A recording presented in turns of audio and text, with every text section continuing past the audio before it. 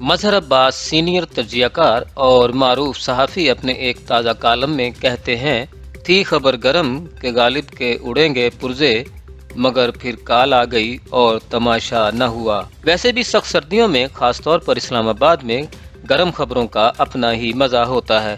Parliament की राहदारियों में गर्म चाय या कॉफ़ी के साथ सियासी गप, सबसे ज़्यादा बातें अदम एतमाद की कि नामालूम तहरीक आ रही है या नहीं।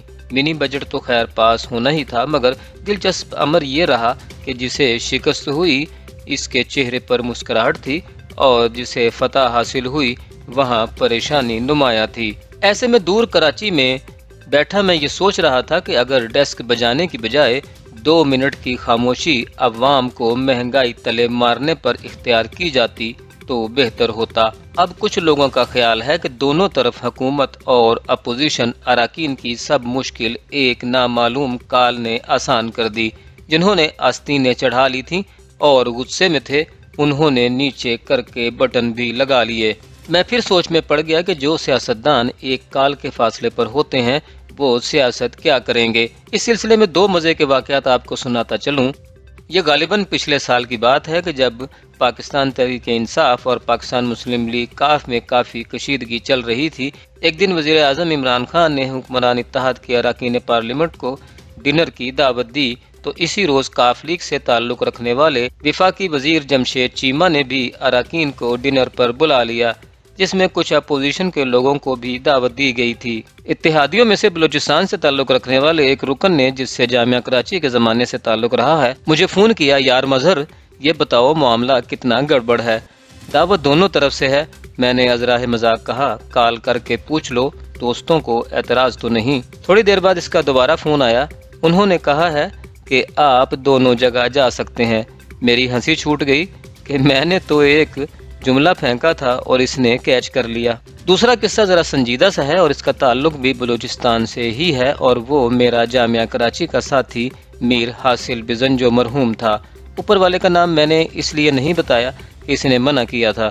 बज़ाहिर मीर हासिल को चेयरमैन सेनेट बनने में कोई मुश्किल नहीं होनी चाहिए थी। अपोजिशन की वाज़ेह अक्सरियत थी, मगर जिस तरह बनी थी, बाप रे बाप, तो कुछ भी हो सकता था। मीर हासिल को एक रोज़ पहले बाप ने फ़ोन किया तो कहने लगा, यार कुछ नहीं कह सकता, कुछ कालों की इत्तलात हैं, और अगर ये दुरुस्त है तो फिर कैसी जमहूरियत और कहाँ की सियासत। और फिर वो हार गया।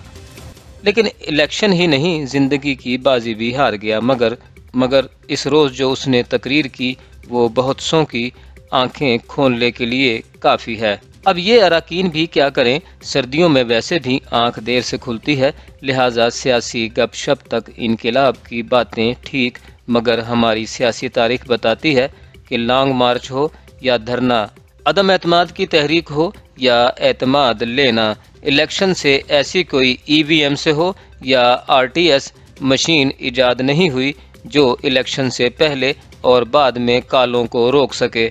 जब सियासत नज़रियात पर होती थी तो इस वक्त मोबाइल फ़ोन नहीं होते थे, मगर इस ज़माने में भी काम या तो लैंडलाइन से चल जाता था या दोस्तों को पैगाम देने के लिए घर आना पड़ता था। इस ज़माने में इस तरह का हल्का फुल्का एहतजाज नहीं होता। लॉन्ग मार्च या धरना बल्कि नारा ही लाठी गोली की सरकार नहीं चलेगी होता था। लिहाजा कई अरकान खुद डिप्टी कमिश्नर या किसी दूसरे अफसर को फ़ोन करके अपने आप को नज़रबंद करा लेते थे, मगर इस वक्त लड़ने वाले और गोली खाने वाले भी होते थे। अब तो सिर्फ खाने वाले होते हैं जो एक काल की मार हैं। अब मिनी बजट के वक्त किस किस को काल गई इसका तो इल्म नहीं, अलबत्ता ये समझ आ रही है कि मैच फिक्स था। मगर फिर भी जीतने वालों के चेहरे बता रहे थे कि ये जीत कहीं आने वाले बल्दियाती इलेक्शन और आम इंतखाबात की शिकस्त न बन जाए। शायद इसीलिए PTI के रुकन नूर आलम और विफाकी वजीर दिफा परवेज खटक अपने अपने अंदाज में फट पड़े। जो चुप रहे वो भी गालिबन वही कहना चाहते थे जो इन दोनों ने कहा।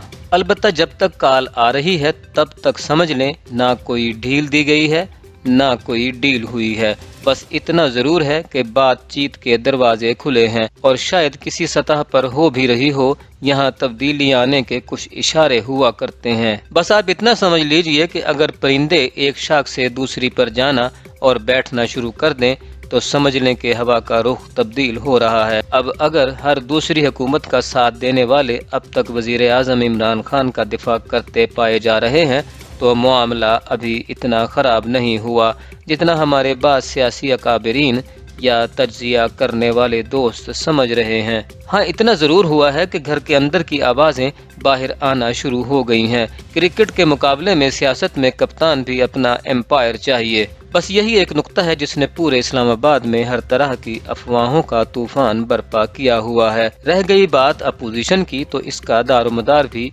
कालों पर है। इमरान के वजीर आज़म होते हुए तो मियां नवाज शरीफ ये रिस्क कभी नहीं लेंगे कि वो मुकम्मल मामला तय किए बगैर वापसी का सफ़र इख्तियार करें।